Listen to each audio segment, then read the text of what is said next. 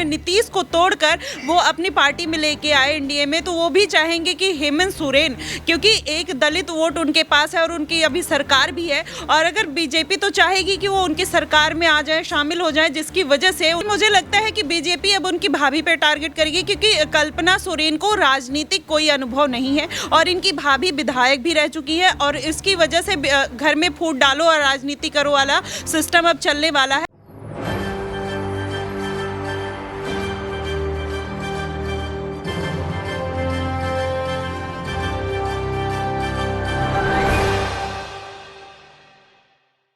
नमस्कार, मैं दौलत शर्मा और आप देखना शुरू कर चुके हैं SPN9 न्यूज़ और स्वागत है आपका हमारे खास कार्यक्रम चुनावी अखाड़ा में, जहां पर बात करेंगे हम झारखंड में लगातार जिस तरीके से ईडी की कार्रवाई यहां पर चल रही है और इसमें लगातार सीएम हेमंत सोरेन पिसते हुए नजर यहां पर आ रहे हैं। और अब यहां पर कहा जा रहा है कि झारखंड में जल्द ही मुख्यमंत्री बदलने वाला है, क्योंकि लगातार जेएमएम पार्टी को डर सता रहा है कि कहीं उनकी पार्टी के नेता हेमंत सोरेन की गिरफ्तारी ना हो जाए, जो राज्य के मुख्यमंत्री भी हैं। और यहाँ पर अगर राज्य के मुख्यमंत्री की गिरफ्तारी होती है तो कहीं ना कहीं यहाँ पर एक दूसरे मुख्यमंत्री की ज़रूरत पड़ेगी, लेकिन इसमें भी बड़ी मुश्किलों का सामना हेमंत सोरेन को करना पड़ रहा है, क्योंकि यहाँ पर परिवार के अंदर ही बगावत शुरू हो गई है। सीता सोरेन का कहना है कि वो पार्टी की पुरानी नेता हैं, पार्टी की वरिष्ठ नेता हैं और उनको यहाँ पर मौका मिलना चाहिए। और लेकिन यहाँ पर देखा जाए तो हेमंत सोरेन और उनके विधायक कल्पना सोरेन,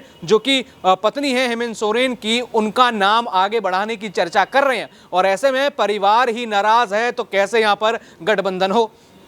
लेकिन कहा जा रहा है कि हेमंत सोरेन की भाभी और यहाँ पर कई सारे विधायक बीजेपी में जाकर अपना पाला बदल सकते हैं। 15 विधायक यहाँ पर सीता सोरेन कहीं ना कहीं उनके साथ यहाँ पर बड़ा खेल कर सकती हैं। लगातार इसकी आकांक्षाएं चल रही हैं, लगातार यहाँ पर चीज़ें बताई जा रही हैं। हालांकि इसकी अभी पुष्टि नहीं है, लेकिन कहा जा रहा है कि यहाँ पर कुर्सी के लिए जैसे ही हेमंत सोरेन यहाँ पर कमजोर पड़े, उनकी कुर्सी लेने के लिए सीता सोरेन बड़ी चाल यहाँ पर चल सकती हैं। परिवार के अंदर ही बड़ी बगावत देखी जा रही है। और बात तो ये भी कही जा रही है कि यहाँ पर भारतीय जनता पार्टी बड़ा गेम खेल रही है हेमंत सोरेन की पार्टी को अपनी पार्टी में मिलाने के लिए। जैसे बिहार में नीतीश कुमार ने पाला बदला, अब बीजेपी चाहती है कि झारखंड भी उनके हाथों में आ जाए। और इसके लिए लगातार ईडी की कार्रवाई सिर्फ और सिर्फ हेमंत सोरेन को झुकाने के लिए की जा रही है, हेमंत सोरेन को तोड़ने के लिए की जा रही है। लगातार यहाँ पर जो ईडी कार्रवाई कर रही है उसे कहा जा रहा है कि ये बीजेपी की साजिश है। जैसा हम दिल्ली में सुनते हैं कि दिल्ली में जब भी आम आदमी पार्टी के नेताओं पर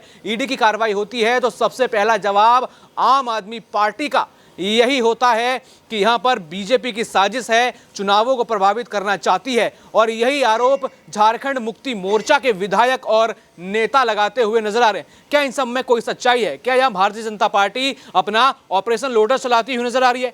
कई सारे सवाल यहाँ पर बनते हैं और इन सवालों का जवाब देने के लिए हमारे साथी माही हमारे साथ मौजूद हैं। सबसे पहले उनसे सवाल पूछेंगे कि क्या बीजेपी यहाँ पर संभावनाएं तलाश रही है कि झारखंड में भी जेएमएम जो है उनके साथ गठबंधन कर ले? क्या हेमंत सोरेन के ऊपर क्या इसीलिए ईडी का खतरा है ताकि बीजेपी के मंसूबे पूरे हो सकें?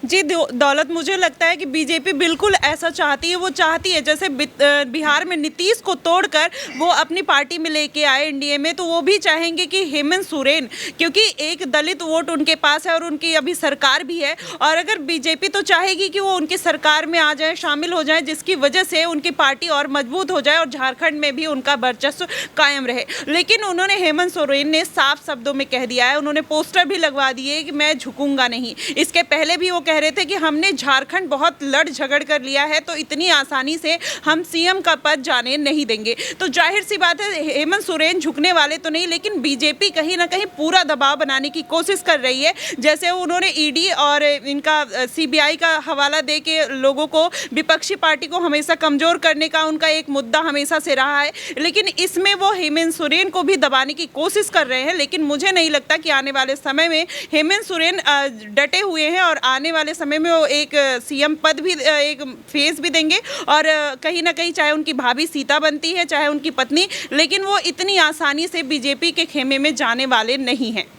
लेकिन यहाँ पर कहा जा रहा है कि आपने कहा कि उनकी भाभी सीएम बने, उनकी पत्नी, लेकिन उनकी भाभी तो अपनी ही पार्टी के साथ बगावत की बात करती हुई नजर आ रही हैं। वो नाराज़ हैं इस फैसले से कि कल्पना यहाँ पर जो है सीएम बने। तो क्या यहाँ पर बीजेपी अब उनकी भाभी को टारगेट करेगी या उनके दल के जो विधायक हैं, उनके समर्थक विधायक हैं, उन विधायकों की एंट्री बीजेपी में होगी?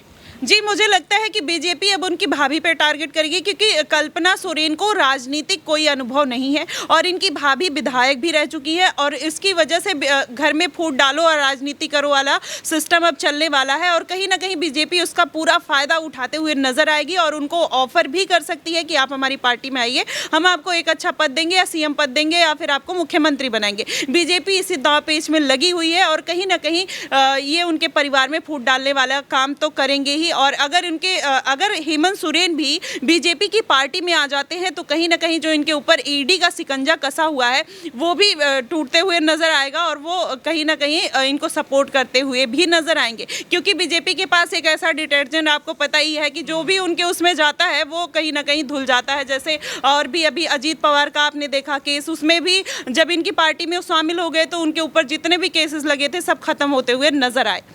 अभी हम अगर झारखंड से थोड़ा दिल्ली की तरफ चलें तो दोनों तरफ स्थिति एक जैसी है। यहाँ पर 5वां समन अरविंद केजरीवाल को जाने की बात कही जा रही है कि 5वां समन आ सकता है। तो क्या ऐसे में क्या दिल्ली में भी ऐसी स्थिति बन सकती है कि अरविंद केजरीवाल एक दूसरा सीएम विकल्प चुने या फिर बीजेपी वहाँ पर भी बड़ा घात करती हुई नजर आ सकती है? जी बिल्कुल, मुझे लगता है बीजेपी तो इसी घात में है कि वो विपक्ष को एकदम कमजोर करके या तो वो चाहती है कि वो उनको अपनी पार्टी में शामिल कर ले या तो विपक्ष को इतना कमजोर कर दिया जाए कि विपक्ष दोबारा खड़ा ना हो पाए। अगर ऐसा होता है तो उनकी पत्नी, केजरीवाल की पत्नी भी हो सकता है कि नजर आए सीएम पद के फेस के रूप में।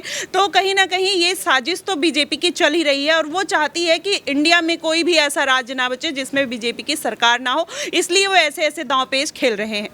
तो लगातार यहाँ पर भारतीय जनता पार्टी बड़े बड़े दांवपेच खेलती हुई नजर आ रही है और हर राज्य में देखा जा रहा है कि यहाँ पर भारतीय जनता पार्टी का प्रभाव नजर आ रहा है। कभी बिहार की राजनीति गिराना, कभी यहाँ पर महाराष्ट्र की राजनीति गिराना और अब झारखंड के ऊपर भारतीय जनता पार्टी की नज़र यहाँ पर बताई जा रही है। और कहा जा रहा है कि हेमंत सोरेन जो ईडी के चक्कर काट रहे हैं वो कहीं ना कहीं इसी वजह से चक्कर काट रहे हैं कि वो भारतीय जनता पार्टी उनको अपने साथ यहाँ पर जोड़ना चाहती है। भारतीय जनता पार्टी अब बिहार के बाद झारखंड में भी अपनी सरकार यहाँ बनाना चाहती है। लेकिन क्या माही ये लोकसभा के लिए इतना जरूरी है कि भारतीय जनता पार्टी के लिए कि वो अभी से ही अपनी ताकत इकट्ठा करी लोकसभा के लिए? क्या इंडिया अलायंस कहीं ना कहीं उनके लिए एक बड़ा डर बन रहा है? जी बिल्कुल, मुझे लगता है इंडिया अलायंस उनके लिए बड़ा खतरा है, जिसकी वजह से उन्होंने बिहार में उन्होंने इतनी बड़ी फूट डाली और नीतीश को अपने खेमे में लेके आए। उनको कहीं ना कहीं डर है कि अगर विपक्ष अगर मजबूत हो गया तो भारतीय जनता पार्टी के लिए, क्योंकि उन्होंने राम मंदिर का एक बड़ा मुद्दा उठाया था जो कहीं ना कहीं दबता हुआ नजर आया और उनके मन में अभी भी डर है दलित वोटों का, जिसकी वजह से उन्होंने अपने खेमे में नीतीश कुमार को खींच लिया।